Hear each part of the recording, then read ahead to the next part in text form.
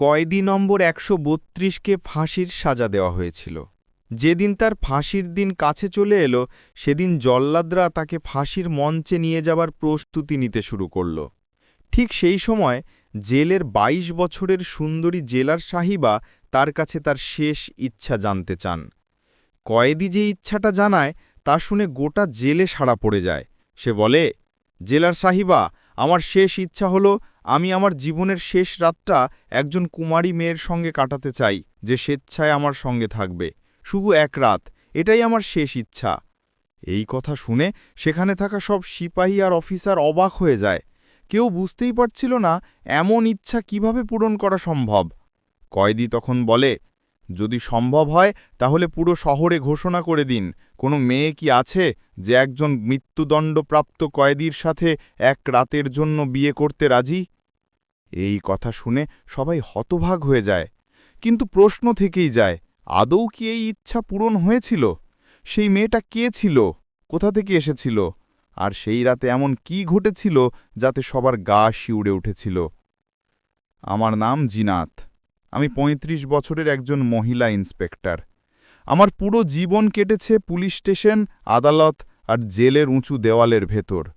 আমি বহু কয়েদিকে দেখেছি, কেউ নির্দোষ মনে হতো, কেউ ভয়ঙ্কর অপরাধী। কিন্তু একজন কয়েদি ছিল যে আমার মনকে অদ্ভুত দ্বন্দ্বে ফেলেছিল। তার নাম ছিল কয়েদি নম্বর ১৩২। তার চোখে ছিল অদ্ভুত গভীরতা।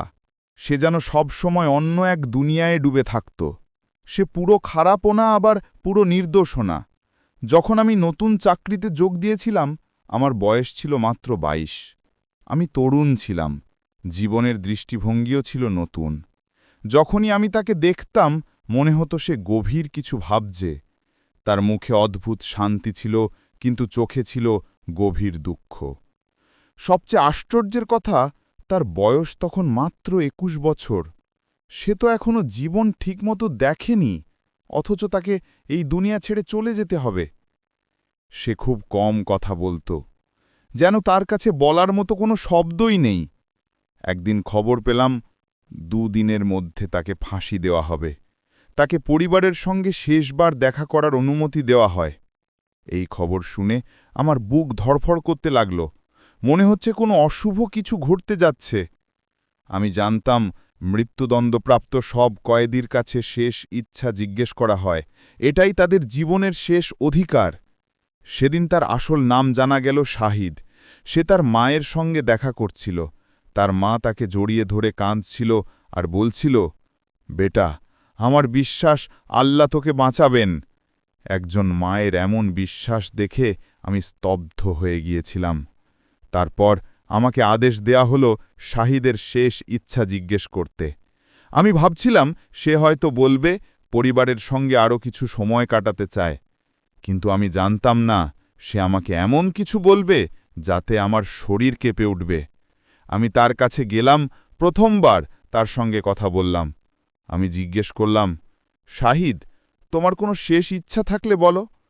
সে আমার দিকে তাকিয়ে ধীরে বলল, ম্যাডাম, আমার একটা শেষ ইচ্ছা আছে, কিন্তু আগে আপনি কথা দিন সেটা পূরণ করা হবে। আমি তাকে আশ্বস্ত করলাম। তারপর তাকে নিয়ে ডিএম সাহেবের ঘরে গেলাম। ডিএম সাহেব জিজ্ঞেস করলেন, বেটা, তোমার শেষ ইচ্ছা কি?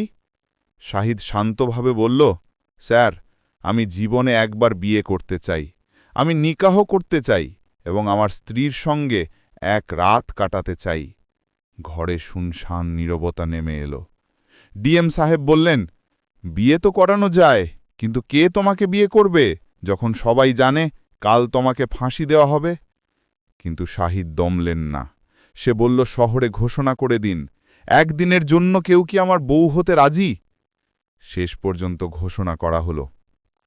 সবাই ভাবছিল কেউ আসবে না, কিন্তু অবাক কাণ্ড। ১ ঘণ্টা পর এক সিপাহী দৌড়ে এসে জানালো, জেলের সামনে এক মেয়ে দুলহানের সাজে দাঁড়িয়ে আছে, সঙ্গে কাজী সাহেব। সবাই দৌড়ে গেল। মেয়েটার বয়স ১৮-১৯ হবে। সে পুরো দুলহানের সাজে, তার সঙ্গে কাজী সাহেব। সব আইনি প্রক্রিয়ার পর নিকাহ সম্পন্ন হয়। তারপর মেয়েটাকে শাহিদের সেলে পাঠানো হয়। রাত গভীর হল। হালকা ফিসফিস শব্দ আসছিল। হঠাৎ এক ভয়ঙ্কর চিৎকার। জিনাত দৌড়ে যায়, দেখে মেয়েটা আতঙ্কে কাঁপছে। সে চিৎকার করে বলে, আমাকে এখান থেকে বের করো, আমি এখানে থাকতে চাই না। মেয়েটা দৌড়ে বেরিয়ে যায়। পরের দিন সকালে ডিএম সাহেব এসে চিৎকার করেন, কয়দি নম্বর ১৩২ কোথায়? জিনাত দৌড়ে যায়, দরজা খুলে দেখে সেলের ভিতর পুরুষের পোশাক পরে কেউ শুয়ে আছে। কিন্তু সে শাহিদ নয়, সে ছিল সেই মেয়ে। তখন সবার বুঝতে বাকি থাকেনি দুলহানের সাজে শাহিদ পালিয়ে গেছে। পরে মেয়েটা জানায় তার নাম ফিরদৌস। শাহিদ তার আসল ভাই নয়, তার বড় বোনের সঙ্গে শাহিদের বিয়ে ঠিক হয়েছিল। তার বড় বোন খুন হয়েছিল দুষ্কৃতিকারীদের হাতে, কিন্তু দোষ চাপানো হয় শাহিদের উপর। শাহিদ আসলে নির্দোষ ছিল। এক বড় উকিলের সাহায্যে মামলাটা আবার খোলা হয়। 2 আসল অপরাধী ধরা পড়ে, তারা স্বীকৃত দেয়।